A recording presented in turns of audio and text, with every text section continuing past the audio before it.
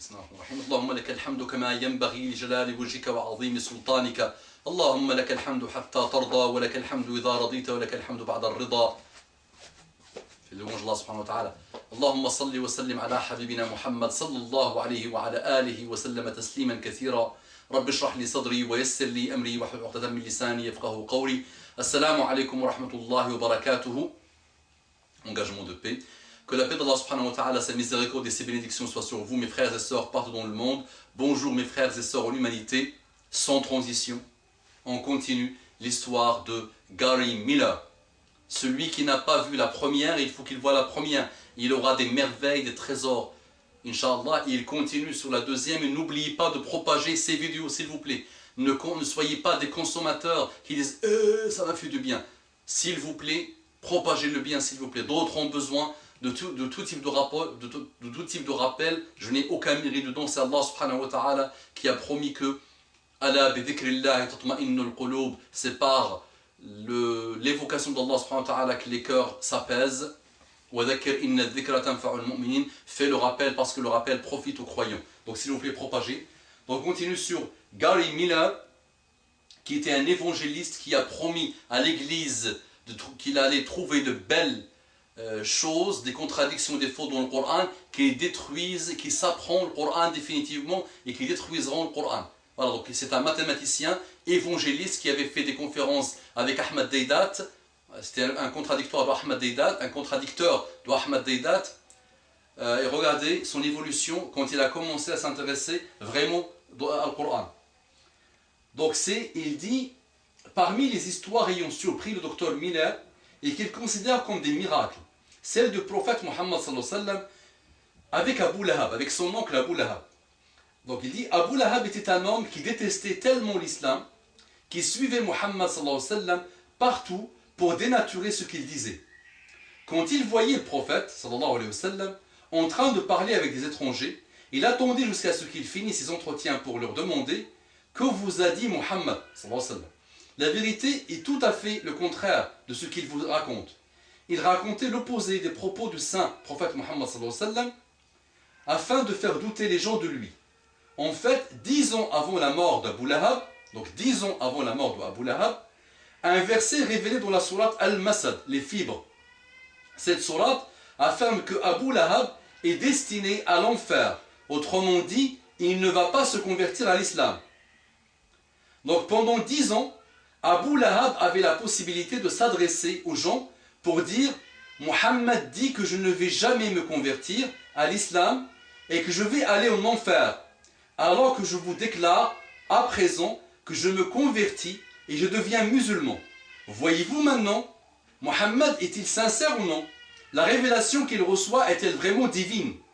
Donc Abu Lahab aurait pu faire ça, aurait pu dire, puisqu'il y a un verset qui dit qu'il sera éternellement en enfer, puisqu'il ne va pas se convertir à l'islam, il aurait pu jouer, il aurait pu saper et contredire Mohammed sallallahu alayhi wa sallam et dire je suis musulman.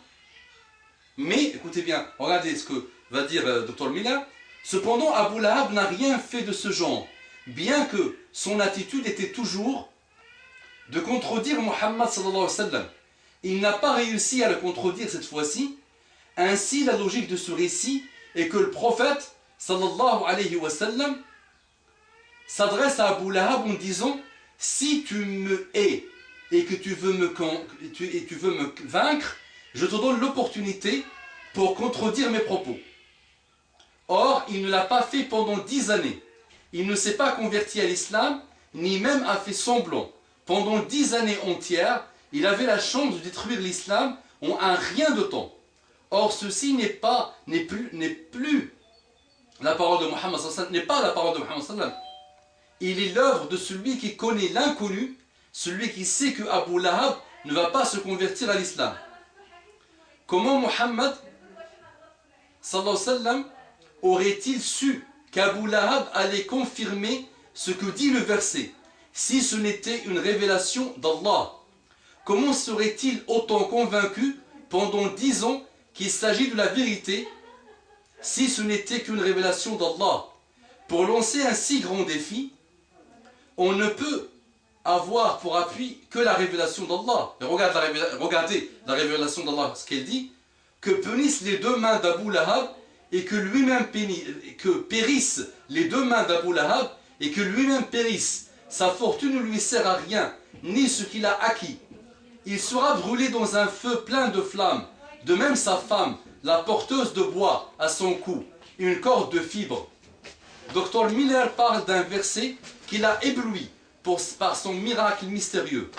Parmi les miracles mystérieux, donc Dr Miller parle d'un autre verset, donc il l'a ébloui par son miracle mystérieux. Il dit, parmi les miracles mystérieux du Coran, qui lance un défi pour l'avenir en relatant des faits que l'homme ne peut prévoir, lesquels sont régis par le même principe précédent, à savoir le test de falsification ou bien le principe de quête des fautes jusqu'à preuve de la sincérité de la chose que l'on veut tester. Nous citons les paroles du Coran à propos des relations des musulmans avec les juifs et les chrétiens. Selon le Coran, les juifs sont les pires ennemis des musulmans et ceci est valable jusqu'à nos jours. Dr Miller poursuit, il s'agit d'un grand défi. Les juifs disposent d'une chance pour détruire l'islam en usant d'une solution très simple. Ils n'ont qu'à commencer à bien traiter les musulmans pendant quelques années pour dire enfin, voilà que nous vous traitons convenablement alors que le Coran dit que nous sommes vos pires ennemis. Le Coran a donc tort, mais cela ne s'est pas produit pendant 1400 ans. Il ne se reviendra jamais, car ces propos proviennent de celui qui connaît l'inconnu et non pas d'un humain. Dr Miller poursuit encore, ne voyez-vous pas que le verset, ne voyez-vous pas que le verset qui parle de l'hostilité des juifs envers les musulmans lance un défi aux esprits? Donc, ne voyez-vous pas, cette parole de M. Miller m'a bousillé un peu ma langue française. Ne voyez-vous pas que le verset qui parle de l'hostilité des juifs envers les musulmans lance un défi aux esprits? Donc, tu trouveras certainement que les juifs et les associateurs sont les ennemis les plus acharnés des croyants. Ça, c'est le Coran. Donc, tu trouveras certainement que les juifs et les associateurs sont les ennemis les plus acharnés des croyants. Et tu trouveras certes que les plus disposés à aimer les croyants sont ceux qui disent « nous sommes chrétiens ». C'est qu'il y a parmi eux des prêtres et des moines et qui ne s'enflent pas d'orgueil. Et quand ils entendent ce qui a été descendu sur le messager Muhammad sallallahu alayhi wa sallam, tu vois leurs yeux déborder de larmes parce qu'ils ont reconnu la vérité. Ils disent « Ô notre Seigneur, nous croyons, inscris-nous donc parmi ceux qui témoignent de la véracité du Coran. Pourquoi ne croirions-nous pas en Allah et à ce qui nous est parvenu de la vérité?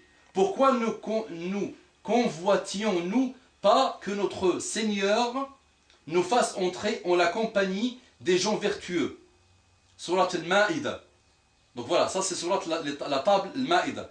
En fait, ce verset s'applique au Dr Miller, car il était chrétien lorsqu'il a appris la vérité, ainsi qu'il est devenu croyant et s'est converti à l'islam en devenant un de ses militants. Que Dieu l'assiste. Dr Miller poursuit en parlant d'un style unique dans le Coran, qu'il a ébloui grâce à son aspect miraculeux.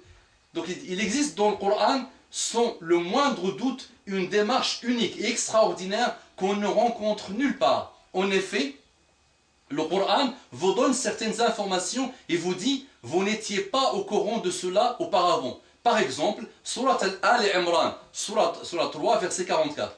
Ce sont là des nouvelles de l'inconnaissable que nous te révélons, car tu n'étais pas là lorsqu'ils jetaient leur calame pour décider qui se chargerait de Marie.